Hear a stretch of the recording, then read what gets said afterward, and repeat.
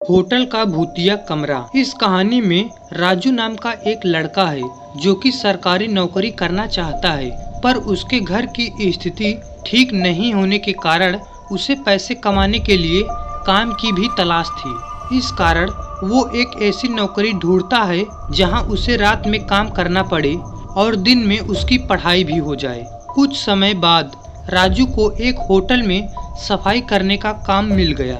चूंकि काम रात को करना था तो राजू वहां रात में काम करने लगा और दिन में वो अपनी पढ़ाई भी कर लेता। सब कुछ अच्छे से चल रहा था, पर एक रात राजू अपना काम खत्म करके आराम से बैठा था। तभी वहां पे उसका एक सीनियर आया और उससे बोला, तुम यहाँ आराम से क्यों बैठे हो? इस पर राजू ने जवाब दिया, सर मैं अपने कमरे की सफाई कर चुका हूँ इसलिए बैठा हूँ। फिर उसके सीनियर ने कहा, नहीं, आज तुम्हें होटल के सबसे ऊपर की मंजिल पे 4 कमरे हैं, उनकी भी सफाई करनी है, जाओ वहाँ। इतना बोल के उसका सीनियर वहाँ से चला गया। फिर राजू ने होटल के सबसे ऊपर की मंजिल के 3 कमरों की सफाई कर दी और अंत में जो 4 नंबर का कमरा था वहाँ गया। वो बहुत ही आलीशान कमरा था। इतना खूबसूरत कमरा राजू देख के उसे देखता ही रह गया। अभी तक किसी ने भी राजू को इस कमरे की खूबसूरती के बारे में नहीं बताया था। राजू ने थोड़ा ध्यान दिया तो उसने पाया कि ये कमरा तो पहले से ही साफ है, मगर फिर भी उसे वहाँ सफाई तो करनी ही थी। इसलिए वो वहाँ की चीज़ों को बड़े आराम से साफ करके उसके स्थान पे रखते जा रहा था। कुछ देर बाद राजू को ऐसा लगा उसके पीछे कोई खड़ा है। राजू ने पीछे मुड़ के देखा तो वहाँ कोई नहीं था।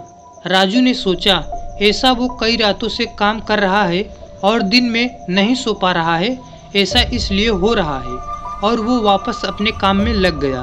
तभी अचानक उसे ऐसा लगा कि कोई उसके सामने से दौड़ के भागा है। राजू को अब डर लगने लगा और वो थोड़ी देर के लिए सहम सा गया और कुछ देर इधर उधर देखने के बाद उसने फिर से अपना काम चालू किया ताकि वो जल्दी से अपना काम खत्म करके वहाँ से निकल जाए। और जब वो वापस काम करने में लगा तभी मानो जैसे उसके कंधे पे किसी ने हाथ रख दिया हो। राजू अब घबरा के चिल्लाते हुए उस कमरे से भागने लगा। तभी राजू का गला किसी ने जोर से पकड़ लिया और वो भाग नहीं पा रहा था। इतनी ही देर में राजू के सीनियर राजू की आवाज सुन के वहाँ पहुँच गए। उन्होंने राजू से पूछा, क्यों चिल्ला रहे थे? राजू गले के दबाव होने के कारण कुछ बोल नहीं पा रहा था। उसके सीनियर उसे कमरे से बाहर ले गए और उसे पानी पीने को दिया। तब राजू ने बताया उसे इस कमरे में कुछ अजीब सा महसूस हुआ, ऐसा जैसे कोई उसका गला दबा रहा हो। इतना सुनते ही उसका एक सीनियर उस पे चिल्लाया और बोला, तुम्हें रात को इस कमरे में सफाई करने को किसने बोला? इस कमरे में कोई भी अकेले सफाई नहीं करता और इस कमरे की सफाई भी दिन के समय की जाती है। तब राजू ने कहा, मैं अपना काम खत्म करके यहाँ बैठा था, तभी एक सर आए, उन्होंने ही मुझे इस कमरे की सफाई करने को बोला था, इसलिए मैं इस कमरे में आया। इतना सुनते ही जितने भी लोग उस होटल में काम करते थे सभी को राजू के सामने लाया गया ताकि राजू उसे पहचान सके कि किसने उसे ऊपर वाले कमरे में काम करने के लिए भेजा था। फिर वहाँ जितने भी लोग थे राजू ने सबको देखा, पर उनमें से कोई नहीं था। तब उन लोगों ने वहाँ जितने स्टाफ काम करते थे उन सारे स्टाफ की इमेज राजू को दिखाई। तब राजू ने उनमें से एक को देख के बोला कि इन्होंने ही मुझे सफाई करने को भेजा था। इतना सुनते ही सारे लोग डर गए क्योंकि राजू ने जिसकी इमेज दिखाई उस स्टाफ की मौत 1 महीने पहले ही कमरे में सफाई के दौरान हुई थी। फिर राजू के सीनियर ने राजू को बताया कि वह कमरा इस होटल का भूतिया कमरा है।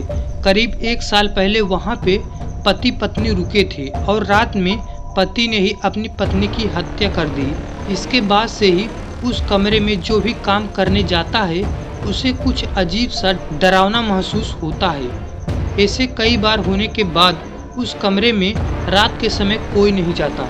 और पिछले महीने जिस स्टाफ की मृत्यु उस होटल के भूतिए कमरे में हुई वो भी वहाँ रात के समय पता नहीं क्यों बिना किसी को बताए अकेले ही काम करने चला गया था। ये सब सुन के राजू फिर दोबारा कभी उस कमरे में अकेले काम करने नहीं गया।